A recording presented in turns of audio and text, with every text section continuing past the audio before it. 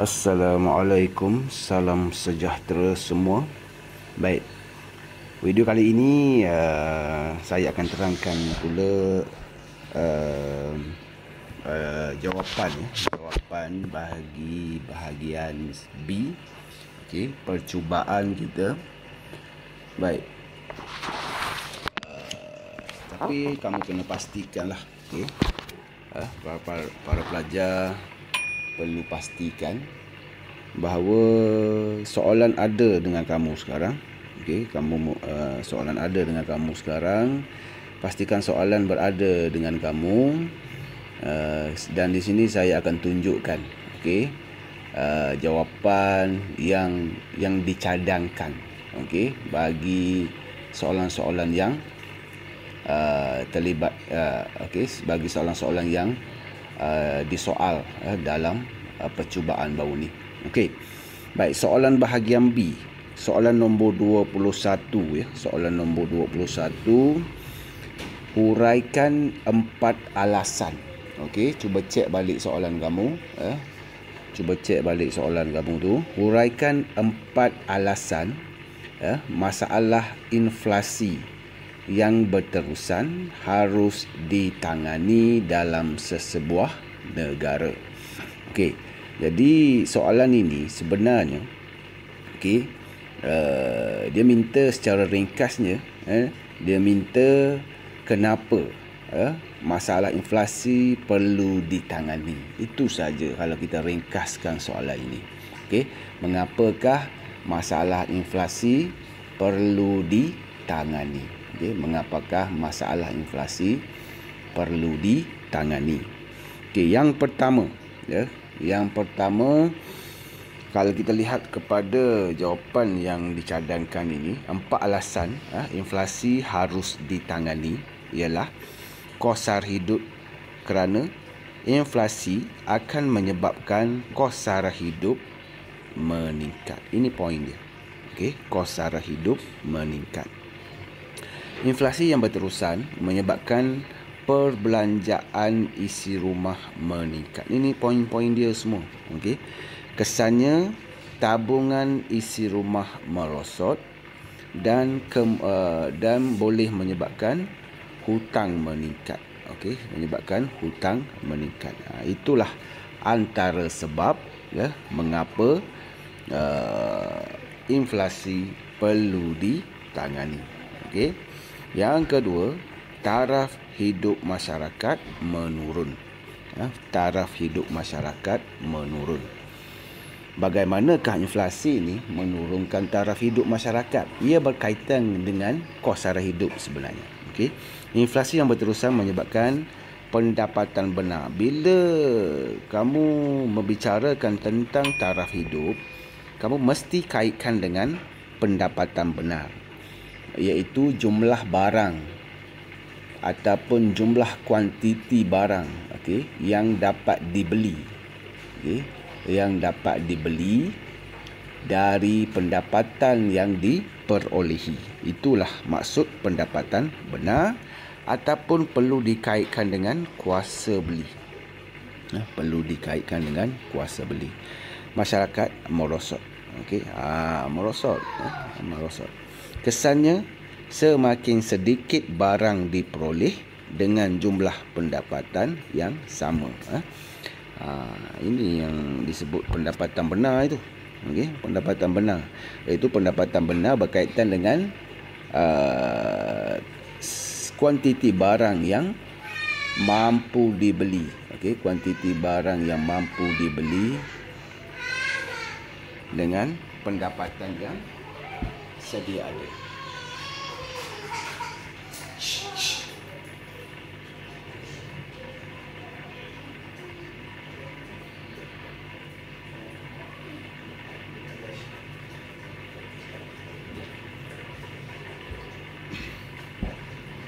Okey ya.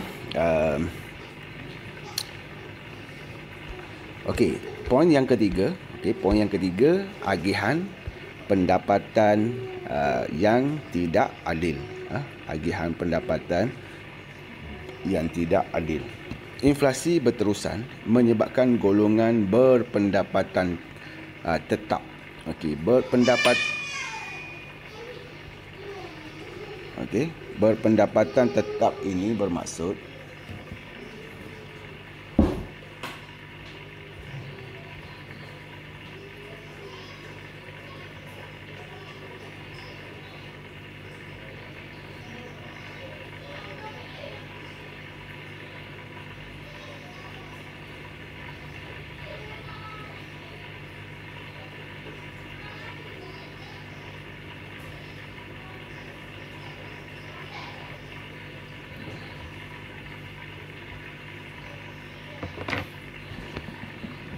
okey, pendapatan tetap ya. Pendapatan tetap bermaksud dia menerima pendapatan secara tetap setiap bulan ataupun setiap hari ataupun setiap minggu dengan jumlah yang tetap.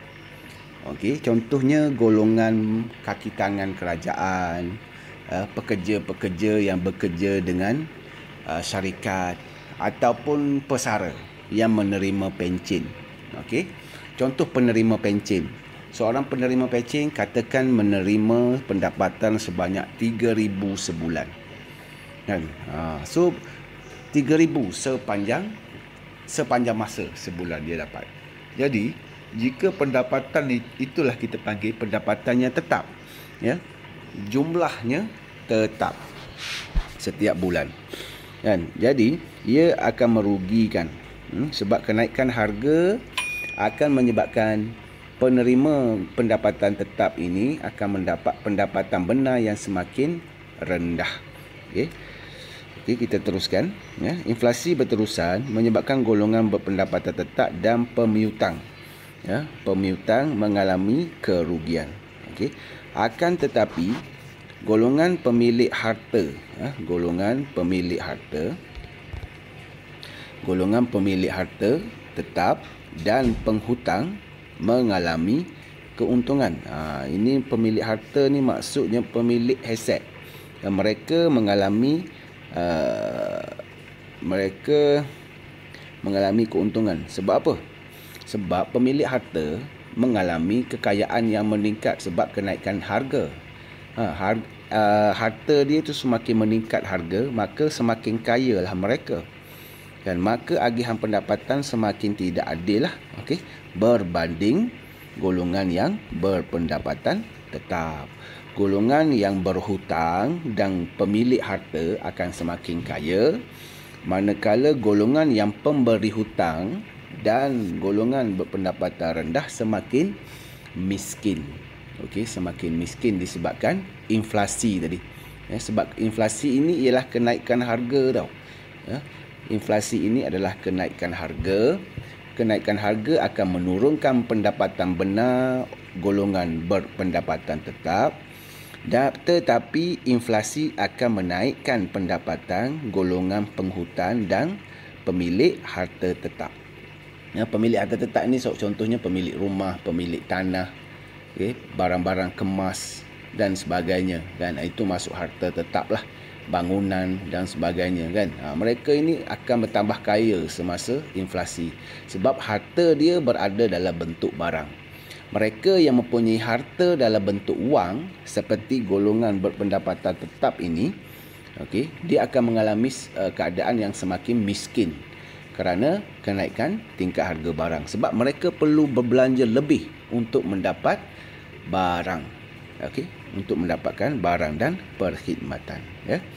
Baik. Yang keempat, kenapa inflasi perlu ditangani ialah kerana inflasi boleh memburukkan imbangan dagangan. Okey, imbangan dagangan ialah ekspor tolak import. Okey, itu adalah imbangan dagangan. Inflasi yang berterusan menyebabkan harga ekspor secara relatif lebih mahal. Ekspor akan menyebabkan lebih mahal daripada harga import. Jadi kesannya permintaan ekspor menurun dan permintaan import pula meningkat. Dan permintaan import pula meningkat. Kenapa ekspor menurun? Sebab okey, bila inflasi berlaku di negara kita, harga barang-barang yang kita ekspor ke luar negara menjadi mahal. So permintaan daripada luar negara terhadap barang-barang yang kita kuranglah sebab berlaku kenaikan harga terhadap barang-barang import, barang-barang ekspor kita, kan? Jadi ini akan memburukkan nilai ekspor bersih menurun dan menjejaskan imbangan dagangan. Okey. Itulah secara ringkas jawapan pada soalan nombor 21, iaitu berkaitan kenapa inflasi perlu ditangani. Okey. Inflasi perlu ditangani. Ada lagi alasan-alasan lain yang merupakan sebab kenapa perlu inflasi perlu ditangani. Banyak lagi sebab lain, kamu boleh rujuk pada buku rujukan lah, okey, untuk sebab-sebab lain tu. Baik, soalan 22. Okey, soalan 22 pula ialah 4 kegiatan ekonomi. Okey, jelaskan 4 kegiatan ekonomi yang menyebabkan masalah terkurang anggar dalam perhitungan pendapatan negara. Okay, masalah kegiatan ekonomi yang menyebabkan kegiatan ekonomi yang menyebabkan pendapatan negara terkurang nilai ataupun terkurang anggar. Dan banyak ini kelemahan-kelemahan penghitungan pendapatan. Ini merupakan di bawah topik masalah dalam penghitungan pendapatan negara. Masalah dalam penghitungan pendapatan negara. Salah satu masalahnya yang menyebabkan, tapi soalan ini kamu kena fokus fokus kepada faktor yang menyebabkan ianya terkurang nilai ataupun terkurang anggar. Jadi dalam setiap uraian, dalam setiap jawapan kamu, huraian mestilah fokus, mestilah fokus kepada huraian ke arah terkurang anggar. Jangan sebut pun pasal terlebih anggar. Baik, yang pertama, kegiatan sistem barter. Jadi huraian kamu perlulah menjurus kepada bagaimana sistem barter ini boleh menyebabkan pendapatan negara terkurang anggar. Baik. Misalnya, kegiatan sistem barter ni, sistem barter ialah sistem pertukaran barang yang tidak melibatkan wang. Tidak melibatkan penggunaan wang. Oleh itu, ia tidak dihitung dalam pendapatan negara. Oleh itu, ia tidak dihitung dalam pendapatan negara walaupun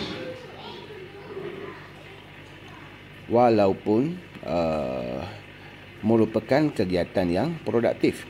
Keluaran negara atau pendapatan negara terkurang nilai. Terkurang nilai dan mewujudkan masalah terkurang anggar. Sebab pendapatan negara hanya dihitung, pendapatan negara hanya dihitung berdasarkan nilai wang, berdasarkan urus niaga yang menggunakan wang.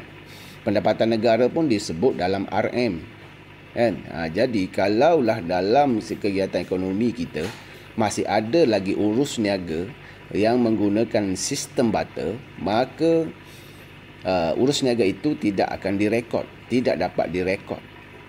Tidak dapat direkod sebab tidak melibatkan wang. So bila tidak dapat direkod, ia tidak boleh dicatat dalam penghitungan pendapatan negara yang menyebabkan pendapatan negara kita terkurang anggar. Yang kedua, kegiatan ekonomi yang menyebabkan pendapatan negara terkurang anggar ialah ekonomi sara diri. Ekonomi sara diri. Sara diri ini maksud dia kamu melaksanakan kegiatan ekonomi untuk kegunaan sendiri. Kegunaan sendiri. Misalnya dalam sektor pertanian, banyak hasil pertanian tidak dipasarkan kerana ditanam untuk kegunaan sendiri. Nilai keluaran tersebut tidak dihitung dalam pendapatan negara. nilai keluaran tersebut tidak dihitung dalam pendapatan negara sebab tidak dijual di pasaran. Ia tidak dijual di pasaran. Oleh itu wujud masalah terkurang anggar dalam perhitungan pendapatan negara. Okey. Masalah terkurang anggar ni, istilah terkurang anggar ini kamu kena sentiasa mention dalam jawapan kamu. Okey, sebab soalan minta hanya untuk kegiatan ekonomi yang menyebabkan pendapatan negara terkurang anggar sahaja. Menyebabkan terkurang anggar sahaja, bukan terlebih anggar. Okey. Yang ketiga poinnya ialah kegiatan ekonomi yang menyebabkan pendapatan negara terkurang anggar ialah kegiatan suri rumah. Okey. Kegiatan suri rumah ini seperti memasak dan membersih rumah dalam kegiatan adalah tergolong dalam kegiatan yang produktif tetapi tidak dibayar. Okey, jika kegiatan tersebut dilakukan oleh pembantu rumah yang dibayar, maka ia akan dihitung dalam pendapatan negara. Oleh itu banyak kegiatan produktif suri rumah yang tidak dibayar. Okey, banyak seperti dilakukan oleh isteri kita kan.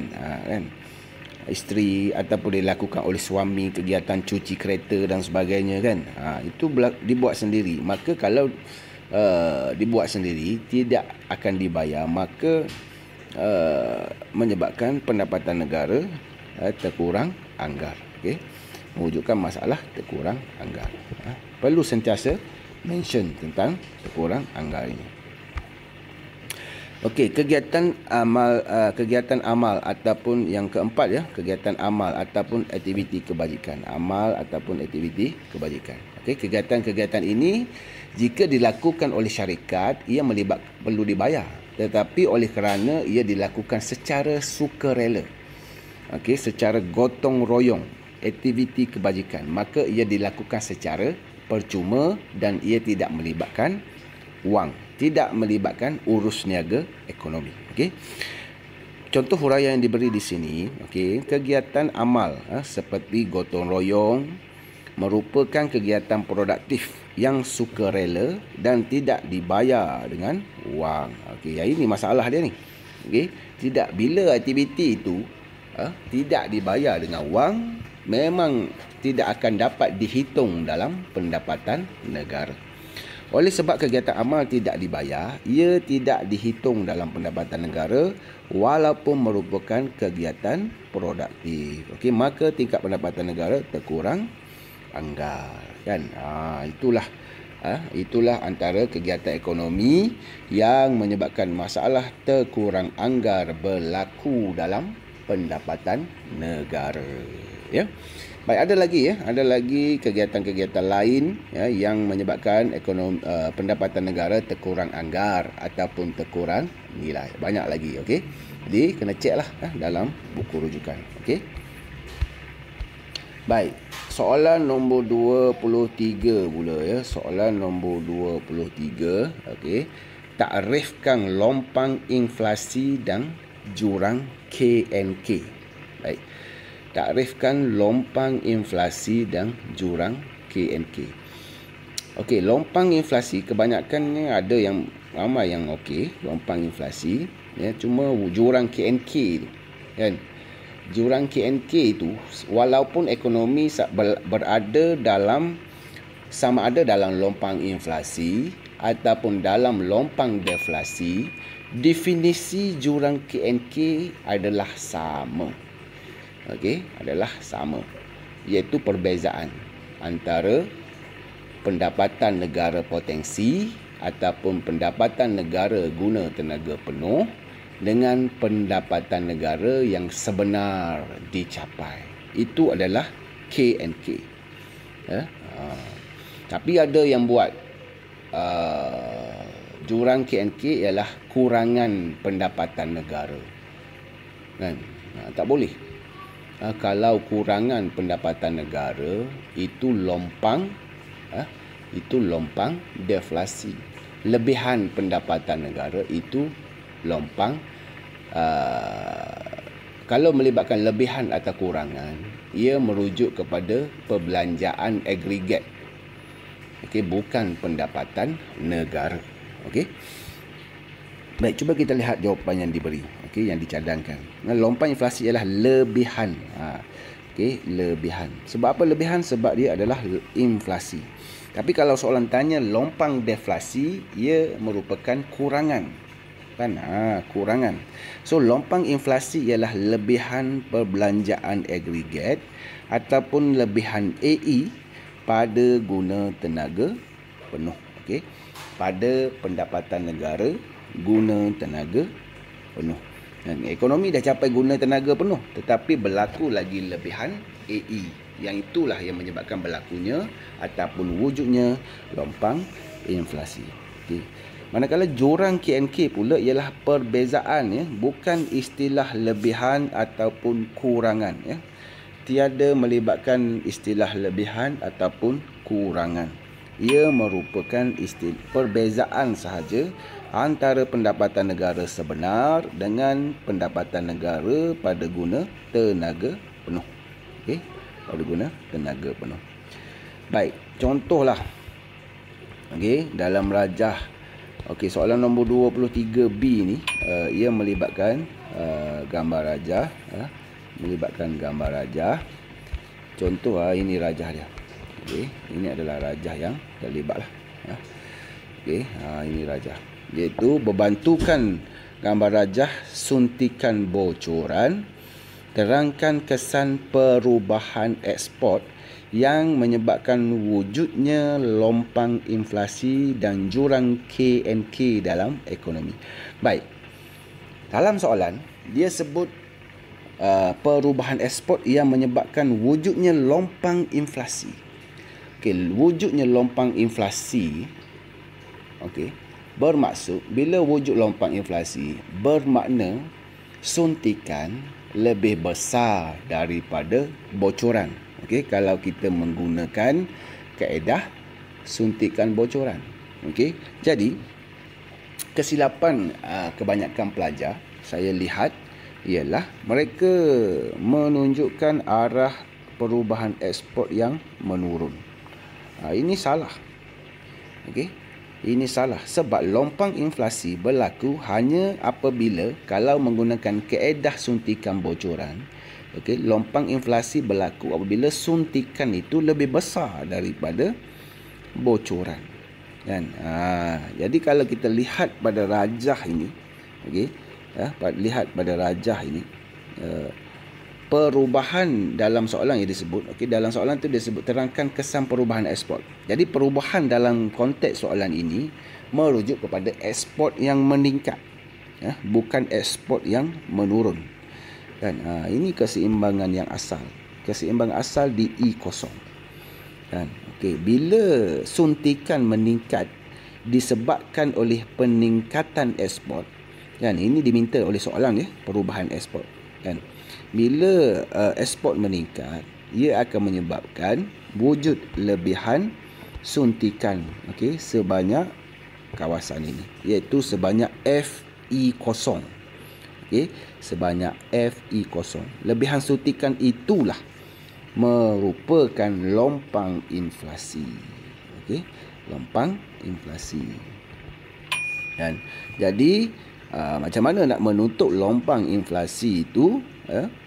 Maka untuk menutup lompang inflasi itu, keluaran negara perlu ditambah. Dan perlu ditambah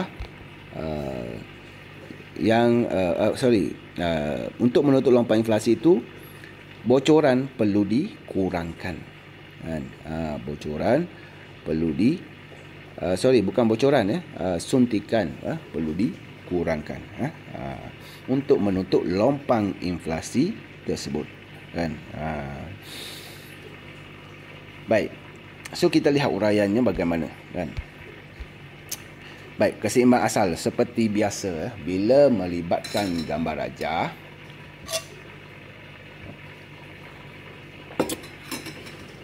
Okey, bila melibatkan gambar rajah, mesti kamu kena huraikan dulu kedudukan asal dia. Mesti dihuraikan dulu kedudukan asal, sama ada keseimbangan asal ke titik keseimbangan asal, kelok yang asal dan sebagainya. Okey. Baik, kita lihat uraiannya. Keseimbangan asal dicapai pada titik E0. Okey. Keseimbangan asal dicapai pada titik E0 apabila IGX0 sama dengan STM pada tingkat guna tenaga penuh YF. Kan? Apabila ekspor bertambah, kan, fungsi suntikan meningkat menjadi daripada IGX0 kepada IGX1, berlaku peningkatan ekspor sebanyak perubahan ekspor. Okay. Peningkatan suntikan menyebabkan lebihan suntikan. Okay. Menyebabkan lebihan suntikan ataupun lebihan AE berlaku pada guna tenaga penuh. Okay. Pada tingkat pendapatan negara guna tenaga penuh. YF. Lebihan suntikan tersebut ialah lompang inflasi sebanyak EF. Okey, jurang KNK pula ialah perbezaan antara YE dengan YF, iaitu YF YE. Kan? Itulah berdasarkan rajah ini. Okey, berdasarkan rajah ini. Okey, berdasarkan rajah ini, itulah situasi dia. Wujud lebihan. Ini jurang KNK. Dan ini adalah lompang inflasi. Okey. Tapi kebanyakan pelajar buat suntikan menurun. So kalau suntikan menurun, ia akan menyebabkan wujud lompang deflasi, bukan lompang inflasi. Bukan lompang inflasi. Dia akan menyebabkan wujudnya lompang deflasi. Lompang inflasi ini bila suntikan lebih besar daripada bocoran. Ya. Okey. Baik. Okey, so itu adalah 3 soalan bahagian B. Ya, 3 soalan bahagian B. Untuk soalan soalan lain saya akan sambung dalam video yang akan datang lah. Okey. Okey, itu saja buat masa ini. Terima kasih. Assalamualaikum.